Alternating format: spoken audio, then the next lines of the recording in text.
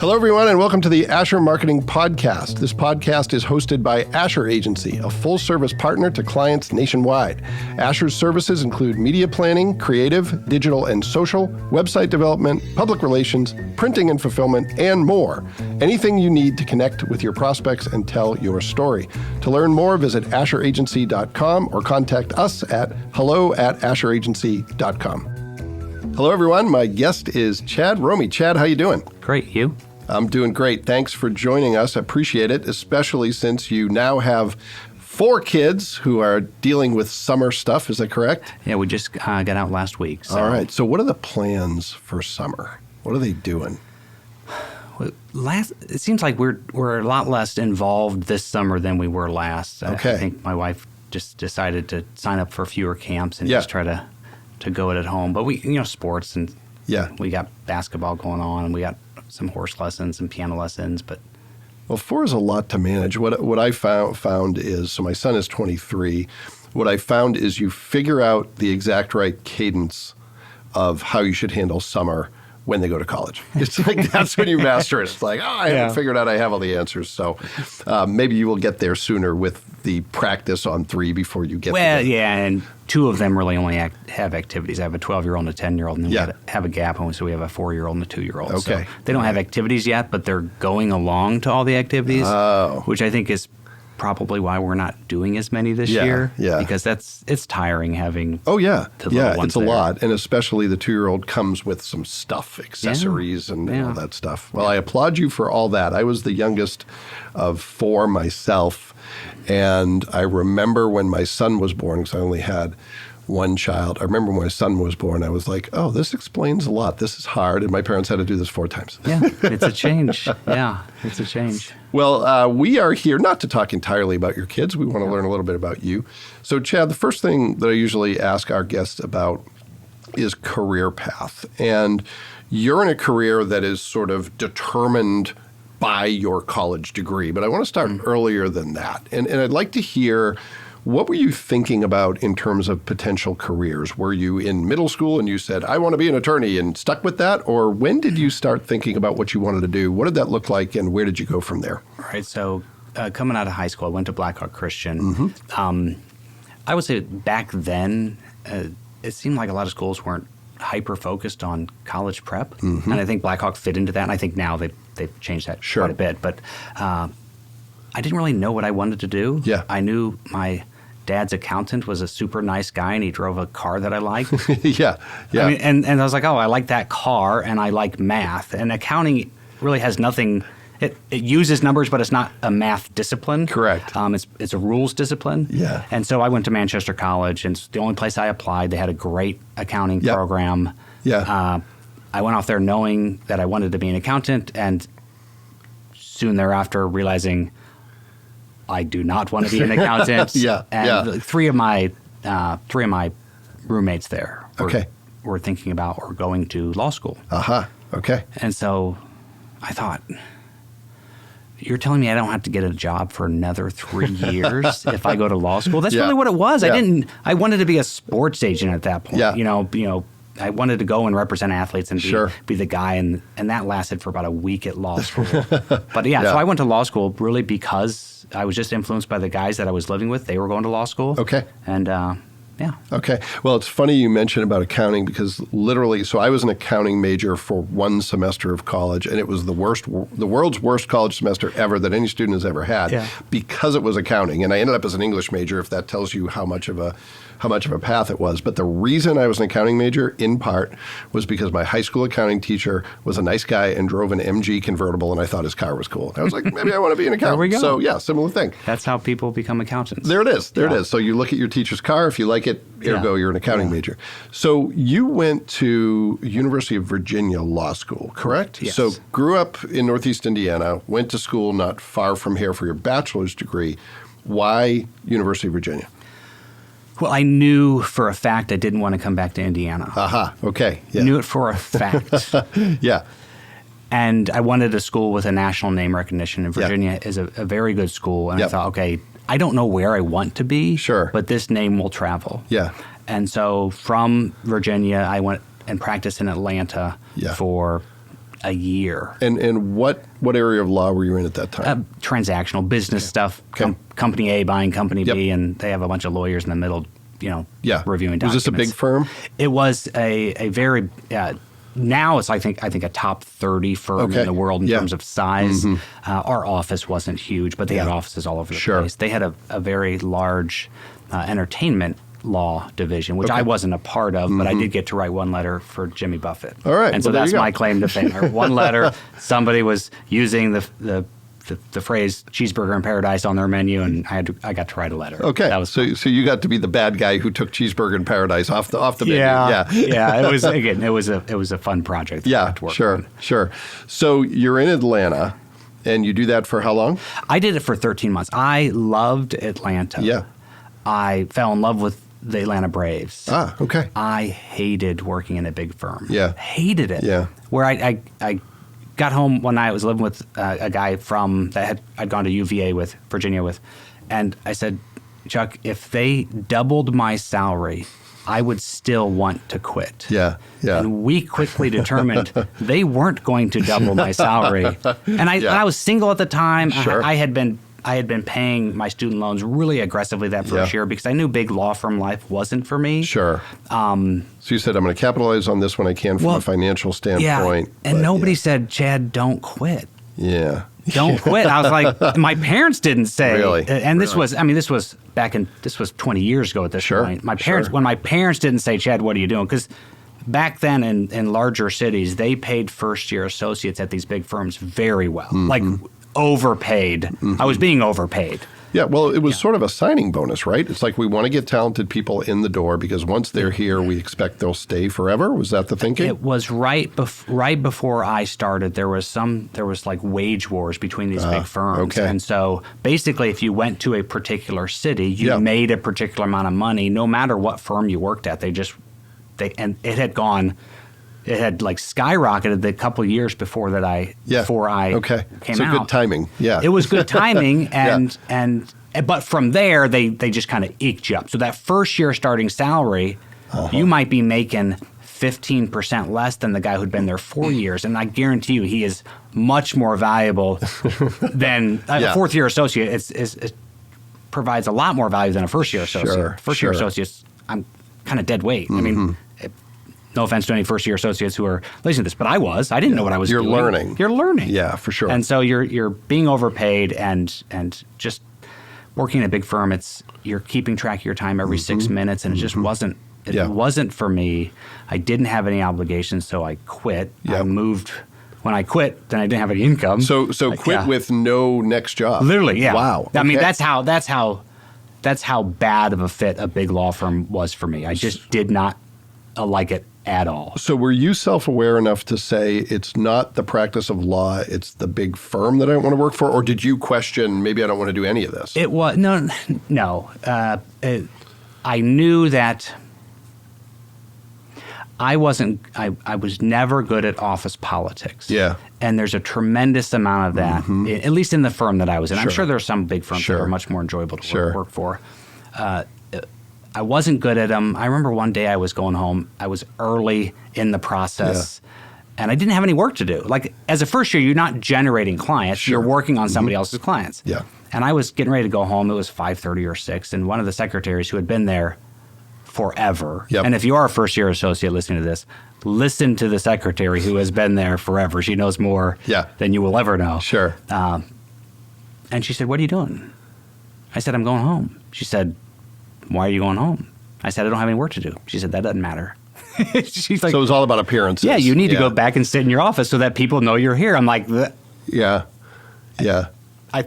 I think I still went home that night, but it just ate at me. It's like, it didn't make any sense. Didn't make any sense to me, and I would have never thought of that on my own as that young attorney. And so I was never good at playing those kind of games. Well, I worked for a big law firm in marketing for 10 months, and the reason it was 10 months, I remember I was working for a big healthcare company, and I told someone, the big healthcare company, it's too bureaucratic, it moves too slow, and there's too much office politics. And they said, "Where are you going?" I said, "I'm going to work for a big law firm," and they just laughed at me. There we go. And then 10 months later, I ended up leaving there and coming here. So very different world, but certainly understand that. So you are then unemployed with a law degree and experience, but you know you don't want to work for a big firm. So what do you do next? I moved back to Fort Wayne. Okay. Yeah, and so I had stockpiled a little bit of money because again I had my expenses were nothing. You know, so I stockpiled a little bit of money. I moved back home, tried to figure it out. I went to work in a coffee shop.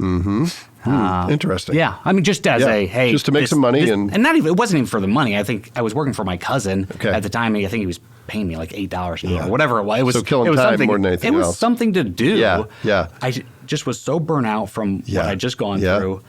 Worked in a coffee shop, and then I ended up working in a family real estate investment business for a few years. Yep. It was struggling. I thought, again, I don't have requirements financially other than paying the student loan. And so I worked for free in this family business for a few years, just again, because I could, not because it was necessarily going to be a career path. Sure. And then I did some sales, and then I met a woman. You can't work for free anymore. At that point, I met someone. I thought, okay, I got to figure out what I want to do.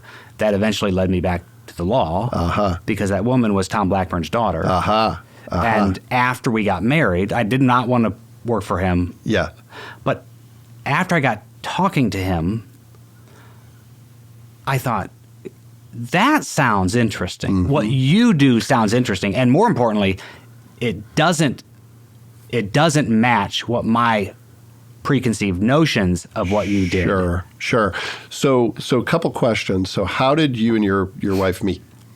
We were set up by the cousin that I worked at his coffee shop. Okay. It all she's comes together. She's 6-7 years younger than I am. Yeah. So it was Okay. Anyway, All right. We got set up. And what was it that you saw, that you heard? You said, that sounds better to me. Specifically, what did you hear that made you say, yeah, that's kind of what I'm looking for? So my personality is I'm all about fairness. Yeah. Okay. And so growing up in a pretty conservative area, Fort Wayne's a pretty conservative area, and I think in a pretty conservative family, I think conservatives by generally speaking, and I can tell you my family, have this idea of what a personal injury practice looks like, what it is, and the type of people who hire personal injury lawyers might be trying to work the system, might be trying to take advantage of a situation. The cliche is, I'm going to rear end someone, and it's going to be, a fender bender, and the person's going to grab their neck, and they're going to want to sue me for all the money I have. I've been at Blackburn and Green, Blackburn Romey for approaching 14 years, and I've had one person come in a neck brace. Yeah. And I mean, the person legitimately needed a neck brace. But I just thought, well, everyone's going to come in a neck brace. And so when I started talking to Tom, it was, like I said, I'm motivated by fairness. And he represents people who are just not being treated fairly. The power imbalance, when you get injured in an accident, the power imbalance between you and that 40, 50, 60 billion dollar insurance company on the other side who's got nothing but time on their hands. And they know you're out of work. They know you're not working. They know you got bills piling up. It's just, I've seen some pretty gross stuff with how people on our side of the equation are being treated. And so, well, I would imagine some of it is experience. That insurance company also has, in most cases, decades of experience in negotiation and how to deal with this stuff and what is the point of diminishing returns on settlements and all that. And the average person has none of that. You're coming in, it's the first time you're doing it. It's not necessarily, well, experience is one thing. It's data. Data is the other thing. And so they're not just going in there. State Farm's not shooting from the hip. I mean, they have, it's a very rigorous and complex. Okay, this is how much we're permitted to offer. So, there are insurance companies, they're offering to the penny because that's what their computer tells them they're allowed to offer. They're, again, it's not a guy in the back room, smoking a cigarette and putting pencil to paper. It's a computer telling the adjusters, hey, here's how much you're allowed to offer. And it's based on decades of data that they have. Sure. So you make a decision that maybe this is something I'm interested in. Then where do you go from there? And do you just start, or is there a process? So when we got married, when I got married to Carly, we moved down to Atlanta, which is completely unrelated to the first time I was in Atlanta. So why Atlanta? My sales job took me down there. Ah, okay. And I wasn't a big fan of my sales job. Yeah. She wasn't a big fan of my sales job. Yeah. But it was an adventure. You're getting married. You start in a new city. You're starting new together. Sure. And we got married in Fort Wayne. We flew out from Fort Wayne, flew back into Atlanta. Yep. That was our start of our life in Atlanta. The first day. And is your demeanor still, I don't want to live in Fort Wayne, or are you softening on that? No. I liked Fort Wayne. Sure. And so when I say I knew I didn't want to live in Indiana, I'm here. Yeah. And I like it. Yeah. I'm not going anywhere. Sure. So we came back from our honeymoon, and the next day I said, Carly, this job ain't for me. The sales job. She's like, you just moved me to Atlanta. But it was that first year was great. Yeah. And so in that process, but that was 2008. I don't know if you remember what happened in 2008. Sure do. Yep. Lawyers were getting fired. They weren't getting hired. Yeah. At that point, I said, okay. Everybody was getting fired. Everybody not was hired getting at fired. That point. Yeah. Especially transactional lawyers. Sure. I mean, there was no business going on. Yeah. And so I called my father-in-law, Tom, and said, Tom, I know I want to work for you eventually. Now it seems as good as time as any. And he said, come on back. And so we spent a year down there. I came back and I said, are you going to have enough work for me to do? Yeah. I thought, I don't want to be a charity case. Sure. And he just laughed. He's like, don't worry. Yeah. We got enough. So at the time, how many attorneys are with the firm when you join? There was a guy going out right when I came in. So it worked well. I would have been busy anyway, but it worked well because he was leaving his caseload and I was picking him up. Yeah, okay. So I feel like there was Tom and his partner at that time, and then so I think I was just the third attorney in the office at that time. In the Fort Wayne office. The Fort Wayne office. Okay. All right. Okay. So you at this point, you obviously have a law degree, but you'd never done personal injury. I didn't want to. Again, that was one of those things I knew I did. I wanted to do transactional work because my background's in accounting. Yeah.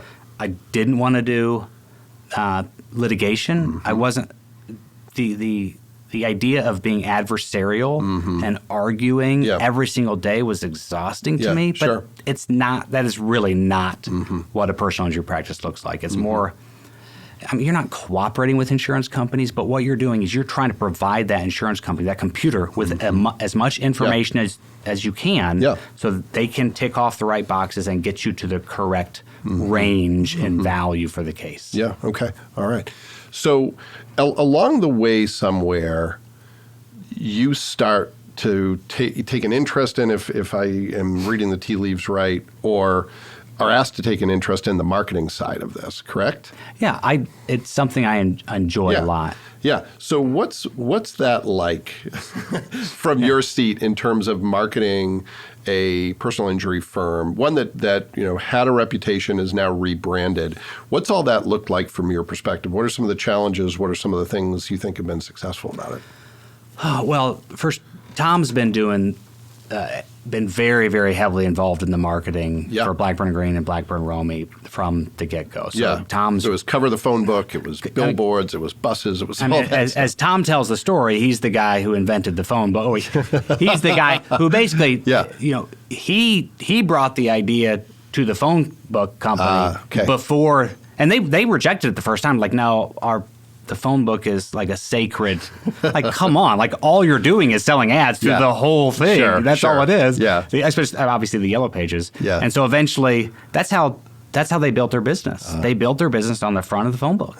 Interesting. Yeah. And so I remember coming on, again, when it was still Blackburn and Green, and we were on phone books longer than we needed to be. Yeah. And so we would always tell Tom, hey, Tom, like, the day is gone. It's gone. Let's get off the phone book. Yeah. And so he'd go to the annual meeting or whatever it was with the Yellow Pages reps. Yeah.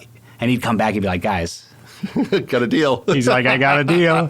We're saving money. Yeah. But we're on more books. We're like, no. And so eventually, I mean, and for him, I understand, like, that. It worked. That built his business. Yeah. It didn't just work. I mean, it worked very, very well. Yeah. And so, but if you're on the front of a phone book and, like, there's not just one phone book. They're all over the state. And so it's really expensive. Yeah. So when you step in, how much of a learning curve is there? And when do you actually feel like, okay, I can start contributing on the marketing side? Or do you do that immediately because you have a objectivity and you're not sort of, held down by some of the things that someone with more experience might know? That's an ongoing. there's always stuff to learn, right? And so the biggest challenge that I've had is becoming conversant enough in the areas that I don't know what I don't know. Sure. So like we all see billboards, right? Yep. It's not that hard to understand. Correct. Yeah. You know, we figure out, okay, what are the best times to have your commercials running on TV? It's not that hard to understand. What's been hard for me is just becoming informed enough in the digital side of advertising, SEO, and there's so many, and it's constantly changing. It seems like, and so to have that conversation with the people who do it for us. Yeah. Well, one of the things that when we work with clients, one of the things we say is it's stuff that you could figure out on your own, but it would become your full-time job. So, and individually, understanding billboards individually isn't difficult, but billboards and digital media and TV and radio and all the options therein, and then prioritizing is hard. Yeah. Deciding with this world of seemingly infinite options, what do we actually do with the finite resources we have? And Tom, another component of this is the family relationship we have with the guy who makes the decisions, right? And so, I mean, the firm is called Blackburn Romey, but at no point was it going to be considered to be called Romey Blackburn, right? So, which is fine. And that's, I mean, say that in jest. Yeah. So he does take input, but he's also been doing this a very, very, very long time. Yeah. And so sometimes I just have to poke him a little bit and say, hey, think about it this way, and not to say my idea is better. It's just I want my idea to be, well, and honestly, included. in 2023, it's all an experiment. Ideally, it's an informed experiment. Yeah. Ideally, it's an educated experiment. But there's so many options now. In order to figure out what's going to work, you have to make smart decisions and then try stuff and say what worked, what didn't. And Tom has been very good at that. So even though we were on Yellow Pages a long time, and we kind of poke him about that, he is not afraid to try. Yeah. Hey, we have, because it's a very our field is very competitive. Oh yeah, for sure. Very competitive in terms of advertising dollars. How do you spend it? Yeah. And you don't want to burn 30% of your budget on something that's not working. And so you just have to be aware of what everyone else is doing and figure out how do we match that or beat that or. Yeah. So how do you find the time for the more administrative stuff while you're also practicing law and serving clients? How does that fit into your work day, your work week? Well, you've kind of touched on it a little bit. You could learn how to do this, but it's just going to take all your time. Yeah. And so my personality is very, very, this is a very hard part for me, is to figure out, do I need to be looking at the how or the who? So if I got a project, do I need to figure out how to do it or do I need to figure out who should be doing it? For sure. So on stuff, digital that's in theory, it's a how, but it's a definite who. Who do we want to be doing all of that stuff for us? And so your first question was, how do you figure out all the time? Yeah.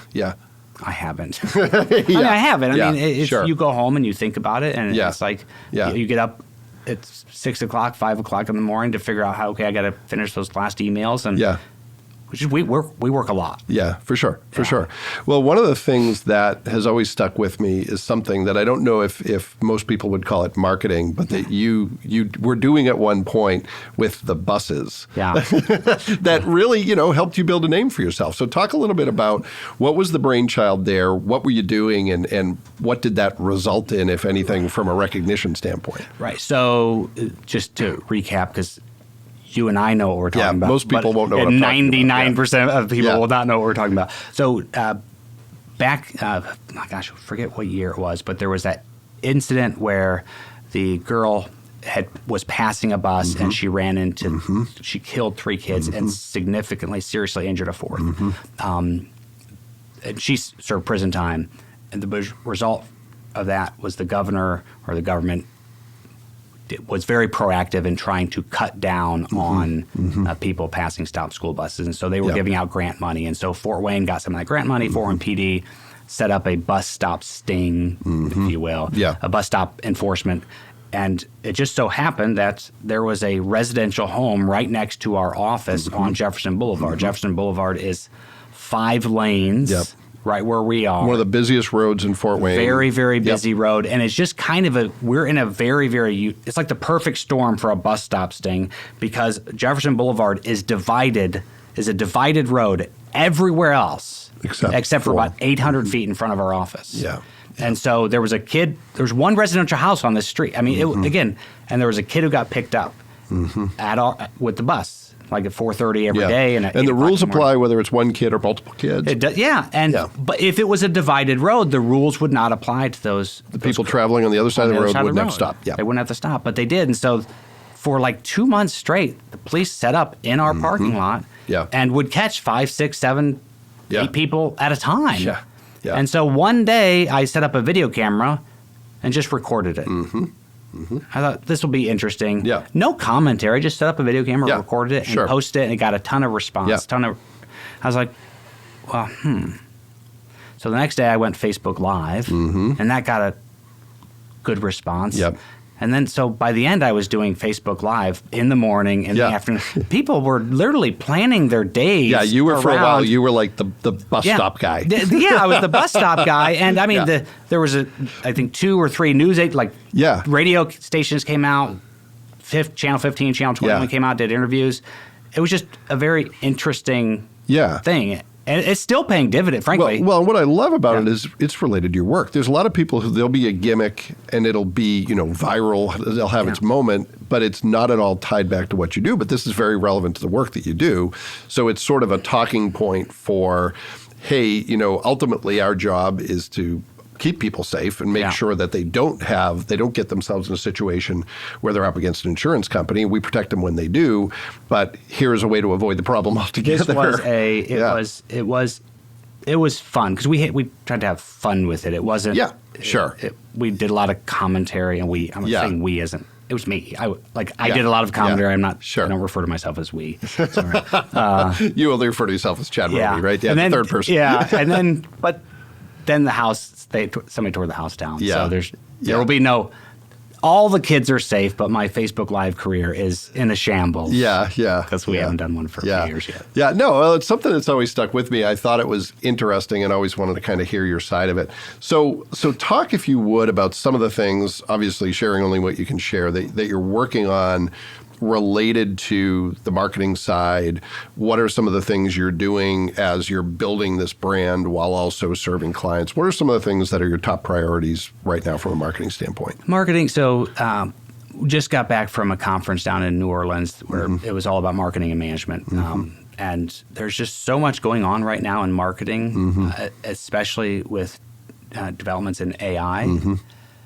That's another one of those areas where I don't know what's going on. Sure. Right. So I'm trying to completely immerse myself in the new technology that's out there, artificial intelligence, so that I can have the conversation with when we figure out who the who is. Yeah. I want to know a little bit about the how so I can figure out the who. So who actually knows what they're talking about. Yeah. Right. And there's just so many different tools now that you can use to and it's all about creating content. You want to be out there on social so that people will see you as a real person and because personal injury law firms, I mean, you see our commercials and our commercials are very, very serious. We do not joke around in our commercials. Sure. I mean, I think just recently we convinced Tom we should be allowed to smile in our commercials. Yeah. So that's a industry trend, though. If you drive by most law firm billboards, there's not a lot of smiling on the billboard. A couple guys do, and they're smiling, and they're always smiling. Yeah. Then some firms just never smile. Yeah, for sure. So you're looking at AI, and how can that help accelerate things and feed the content beast? What are some other things you're looking at? Oh gosh, from a digital standpoint, and when I look at social, I used to be of the mindset that, hey, I can create this community of. I don't think that's realistic for personal injury firms. I think I can do it personally. Yeah. It's just a matter of having the time to do it. Sure. But when I look at there's a very, very large personal injury law firm that has just come into Indiana, but they're in a billion. If there were a billion states, they'd be in a billion minus one. They're in all of them. I think their advertising budget is. I'm not kidding you. It's probably 9 figures. It is an enormous. Yep. When I look at their social media, they're getting 2, 3, 4 interactions. Yep. People just don't care to interact with and it's the popular thing on social is engagement. Yeah. They're not getting engagement unless they do. And occasionally they do. Yeah. They're probably paying for top of mind awareness is what they're doing. And that's what you're doing. And so I used to think this, hey, we're going to produce enough content that people will want to be on our, no one's going to want to come to a personal injury law firm's social media. Yeah. And so what I'm trying to do is to figure out how to produce that type of content kind of individually. Yeah. You know, Chad will do it, Chris will do it. Yeah. So, Tom ain't going to do it, but. So how do you differentiate yourself in that competitive environment? What you have an opportunity as not a new firm, but a new brand to kind of plant a flag and say, this is what we're about. How do you do that as a law firm when you're competing with entities that are in, a million minus one states? Yeah. Well, what we're trying to do is position ourselves as local, and not just trying to. We are local, and so we try to be as involved as we can in local causes, and so we'll get involved in a variety, and we have this on our website, a variety of different charities. Not only with our time, but with our money. Sure. And so that really does help us, and it's the important part of then, from a marketing standpoint, is making sure that we're telling that story. If we're going to be doing it, we should be telling the story. Well, and that's a good place for social to come in, right? To tell the story of how you're giving back to the community, how you're involved in the community. Because while that might not lead to a lot of engagement, it's a place where people, I think, they want to see that content from brands. Yeah. And it doesn't necessarily compete with your main message of we're a really great personal, injury firm, and we can help you there too. And being local it's a delicate balance of how you advertise. When we've had multiple times where smaller firms have referenced us in their ads, not by name, but you know who they're talking about. Why do you need a man with a motorcycle? Yeah, something like that. You know. Yeah. And when you're a bigger firm, you don't punch down. Correct. I mean, these are still very, very fine lawyers, but you don't reference the other law firm in your advertising. Yeah, and so, Avis always says number 2 in trying harder. Hertz doesn't mention Avis. Yeah, exactly. Yeah. And so if I can use a very dated reference, by the way. Yeah. So we like to position ourselves as the local choice. Yeah. Not just because, hey, you should support local, and that's the noble thing to do. I believe it provides a tremendous amount of value to your case that you're getting somebody who works with the judges and the lawyers. Not that the judge is going to give me a deal because but you understand them better. I understand how they think. I know where the courthouse is. Yeah. Right? Yeah. I know where and you kind of chuckle. There are firms who advertise very, very heavily in our area who don't have a single active lawsuit in our county. And some people say, well, that's good. They're not suing people. If you are practicing in this field, you will have files in litigation. You will be suing people. Yeah. And if you hiring a lawyer who doesn't have a single active lawsuit in your county, there's reasons that you should reconsider. Yeah, for sure. Yeah. And so, but it's hard to say. I can say that here because we're kind of talking informally. You can't say that on your TV. You can't put that in an ad. No, you can't. Yeah. Well, I think it's implied, we're local and, we're also good. And if you combine those two things, maybe there's something. And so those are the kind of areas that you can kind of talk about that in social. You can touch on that to say, hey, these are the reasons why you'd want to consider hiring somebody who knows all the defense attorneys. Yeah. Right. Yeah. And video content is a place where you can do that and have it reside on your website and say, we're going to tell you some little stories that, if you're researching us, you're taking the time to look us up, maybe that's the one you hit on and it's the difference maker. But as you well know, you got to put a lot of messages out there for the one that you need to hit the right person to hit them at the right time. And, it's somewhat of a crapshoot. It's not entirely luck, but Right. there's some luck involved. No, absolutely. Yeah. All right. Well, let's pivot to a few quick questions and take as long with your answers as you'd like. But career advice. What have you learned? You've done some interesting things, leaving what many people would consider a great job to take a risk and say, I don't want to do this. I don't know what I want to do, but I'm going to figure that out. You've had now a successful career with the same entity for a while. What have you learned along the way? Maybe you'd share it with your kids. Maybe you'd share it with someone who's just getting started out in the practice of law. What's your best advice from a career standpoint? When I was getting ready to go to law school, I called a guy that had gone to Blackhawk Christian and had actually gone to UVA. And he said, Chad, it's not too late to not go. And I think if you're going to go into law in particular, you do not want to set yourself up to have to take a job that you don't want. I knew going into that job in Atlanta, I didn't want it because I'd already worked there the summer before. And I knew then big law firm life is not something that I want to see myself doing. Sure. I mean, when you look at the guys who are in the corner offices, and these guys are probably making 7 figures, and they're all miserable, just miserable people. And I thought, that's the goal? Yeah. To be that guy? Yeah. And so because getting through 4 years of undergrad and 3 years of law school is so expensive now. I mean, it was expensive back in 2002 when I graduated, but it is.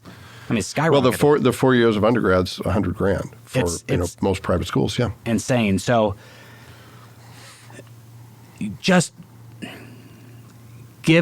be open to all sorts of, be open to all sorts of ideas. And then my wife is not going to let me give this advice to our kids. Don't be afraid to take time off in between high school and college.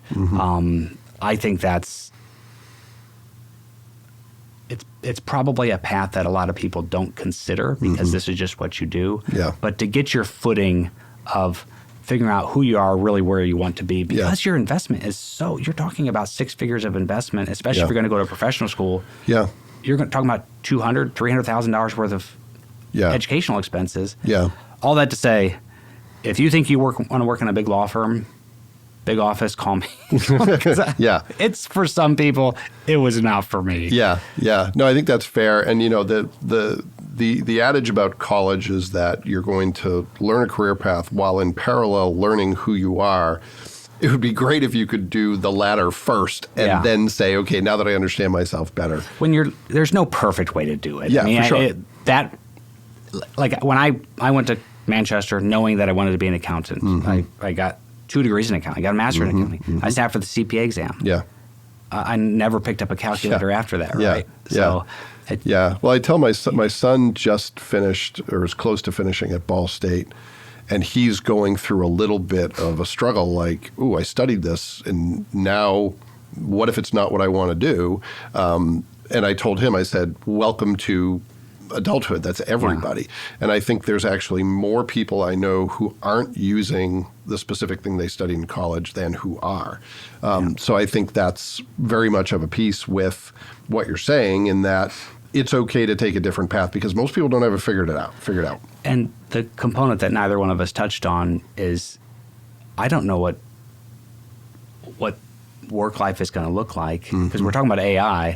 I don't know which jobs are going to be meaningless for sure. that. Or I know there are going to be certain types of lawyers that they're just not going to be needed anymore because of development in technology and we're still at the beginning phases, but 20 years from now, I don't know what it's going to look like. Yeah. Well, I'm older, maybe significantly older than you. The internet for me was a post-college phenomenon. I did not get on the internet until 1994 and I finished college in 93. Now my job is the internet. That's my job. Yeah. So, you can't prepare for that specifically, but I think you can prepare philosophically for where I begin my career is not where I'm going to end. So I need to be flexible, I need to be a continuous learner, and I need to be open to possibilities that aren't necessarily what I planned. Yeah. Yeah. All right. Second quick question. This one might be easy. What are some myths or misconceptions about the work that you do that you would like to clear up? Yeah. So it was, and I can say they're myths or misconceptions because I bought wholeheartedly into all of them.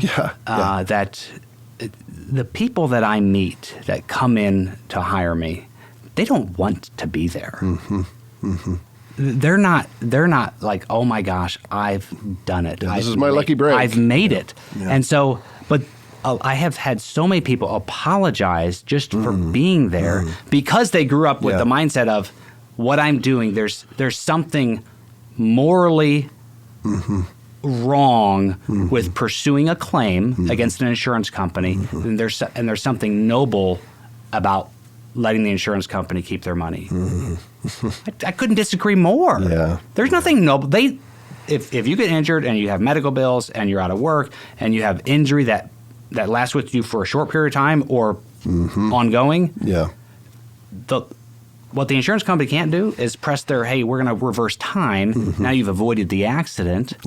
Every one of my clients would choose that. Every single one. I've never had a client who's looked at a large check, and some of them have been very, very large. They've never looked at it and said, this was worth it. I would do that again. I hope this happens to the other side of my body. Jeez. Right? I had a trial last year. The offer was very, very low. In big insurance company, the offer was very low.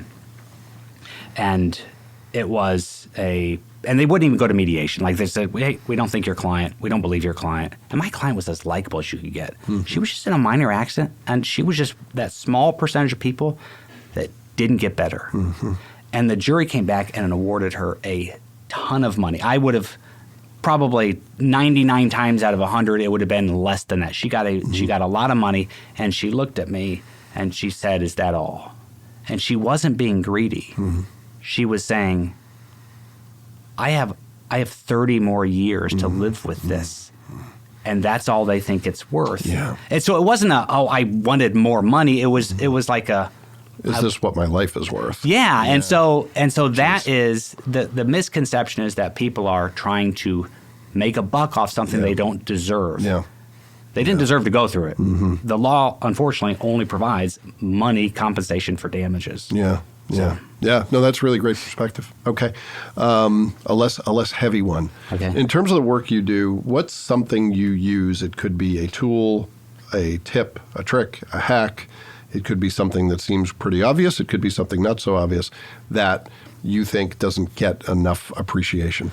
Well, I don't know if it's going to work yet. And we talked about it a little bit before this. With so many jobs now, we just get inundated with emails. I mean, it's a constant barrage of emails. And so I'm trying something new in my signature, which basically and professionally says, don't email me back. Basically, hey, don't say thanks to me. Don't say, okay, I got your email. Save your 5 seconds, save my 5 seconds, because if another 50 people do that to me today, that adds up. And so I don't know how it's going to work. I don't know. Obviously, I'm not going to say that to a client. But to an adjuster, don't. 100%. Well, and I think it's in how you say it, right? I'm kind of famously here at Asher, I'm someone who is known for answering 3-paragraph emails with words like yes or no, because and that's how you don't have a choice. It's if I do that, then I can get through the next 5 emails. If I don't, I'm taking those home or taking them home on the weekend. But I like the spirit of that. I would love to hear how that experiment Well, I let works. ChatGPT give me the AI give me a bunch of varieties of it, and none of them are perfect. Because the ones that because I want to say it nicely, but the ones that say it nicely are really long. And no one's going to read them. No one's going to read them. Especially if they're buried in the signature. People are going to, especially if you're an attorney, because people think it's a disclaimer of some kind. So it's going before my name. Before my name is, if you want to say thanks, don't. Well, I think it's fair that that's the beginning of the email, to say, hey, I understand it's well-intentioned that you want to do this stuff, but stop. Let's all of us stop right now and see how that works. If we all stop doing that, or replying all. So correct. Yes. There's all sorts of different ways, and I'm on this learning adventure to try to figure out how do I streamline my email. Just something as simple as if you're sending out an email blast, you put the everyone in the BCC rather than to the to, because if they're in the BCC, you're not going to get the reply all. Yeah. No one replies all. Well, Yeah. they can't. Yeah. Unless they really want to add everybody to it. And Yeah. Don't be that guy. Yeah, well, Yes. I am personally fascinated in how this experiment goes. Yes. So please report back and let us know. Yeah. All right. Well, Chad, thanks for that, and thanks for being on the Asher Marketing Podcast. Thank you. We appreciate it. And thanks to everyone who took the time to listen to this episode of the Asher Marketing Podcast. We'll be back next time with another great guest, and we hope you'll join us then.